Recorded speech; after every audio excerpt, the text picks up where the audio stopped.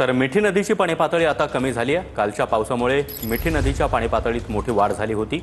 सध्या ही पाणी पातळी घटली आहे। या संदर्भात अधिक माहिती देत आहेत आमचे प्रतिनिधी गिरीश गायकवाड। गिरीश, मिठी नदीची पाणी पातळी घटलेली आहे, सध्या काय स्थिती आहे? पाऊस बरसतोय का?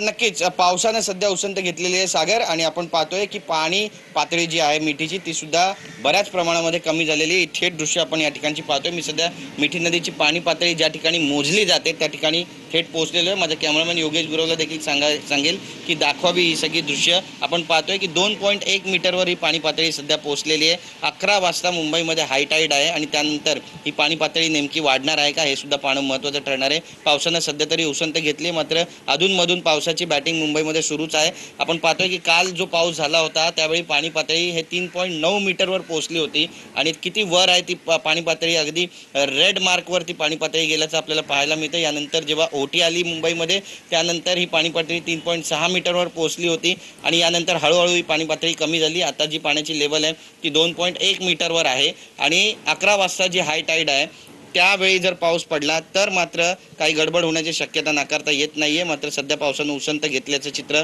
मुंबईमध्ये पाहायला मिळतंय। ठिकठिकाणी पाऊस जो आहे तो थांबलेला आहे, अधूनमधून रिमझिम पाऊस पडतोय आणि त्यामुळे नेमकं आता काय घडणार आहे हे सुद्धा पाहणं तितकंच महत्त्वाचं ठरणार आहे। पण सर्व प्रशासनांना यंत्रणांना अलर्टवर ठेवण्यात आलेलं आहे। इथे मिठी नदी परिसरामध्ये सुद्धा महानगरपालिकेची पथकं तैनात आहेत। सागर, नक्कीच गिरीश, धन्यवाद या माहितीसाठी।